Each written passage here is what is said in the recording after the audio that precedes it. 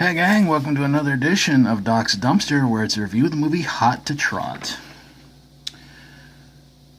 Fred inherits a horse, and Fred is basically a stockbroker who's not been a very successful one. And the thing is, the horse can talk. So Fred gets a talking horse from his dead mother, plus half of a stock brokerage firm. The thing is, Don the horse knows a lot about stocks and tips and things like that. So he helps Fred make some wise investments, and Fred gets rich overnight.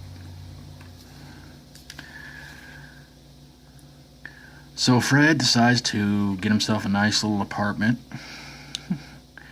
and Don decides to fake illness to go move in with Fred and also help him continue on to get more tips, stuff like that.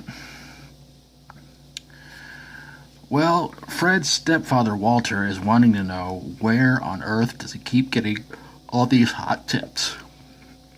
And, well, Fred's not talking and neither's Don. So Walter sets up his secretary Allison on a date with Fred, in which, of course, he is so smitten with her, he blurts out how he gets everything, and she thinks that he's just messing with her. So he takes her back to his apartment, introduces the two of them, and it turns out Don will not say a word. So then Don eats some oats. That turns out they were actually pretty bad. Everything goes bad for Fred, and Don's father also tries to tell him that he needs to mate with a certain horse in the stable to continue on the legacy of talking horses.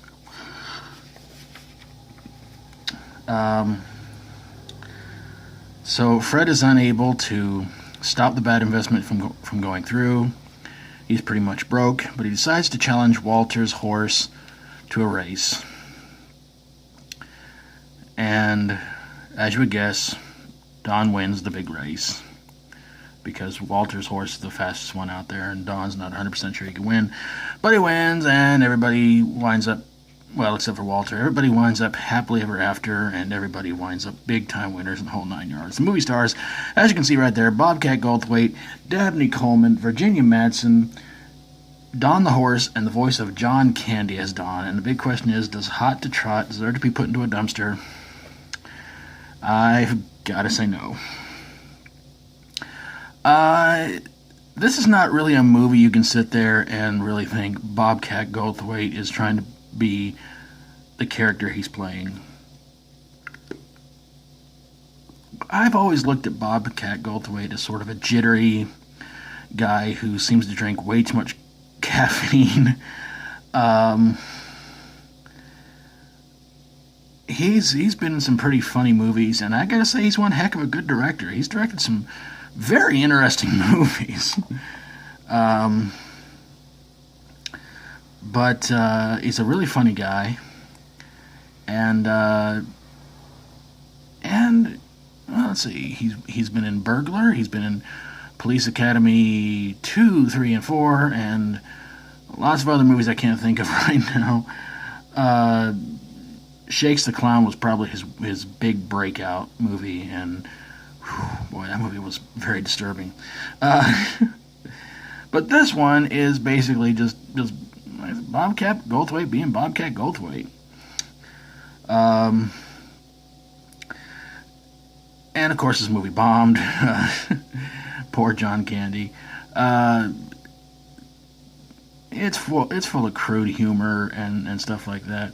But ultimately, I thought it was a fun film. I got to see it actually quite a few years after it came out on video, and it was pretty hard to find, which was really strange, because you wouldn't think that a movie that bombed pretty badly like this one did, it would be so hard to find, but it was. And but it's a silly, goofy movie, and It's definitely no Mr. Ed, but you know that's okay. But I enjoyed it. I thought it was pretty good, and I wonder whatever happened to Don the horse. You know what? Don't answer that. But there you guys have it, a review of Hot to Trot. And of course, tomorrow, my 100th Doc's Dumpster episode, and I hope you guys can be ready for that one. And if you like my videos, always feel free to subscribe. And if you got a movie you think belongs in the dumpster, and maybe it was hauled around by a horse, or a bobcat, send it my way and I will get on it ASAP. Thank you guys so very, very much for watching. And until next time, as always, stay strong and rock on.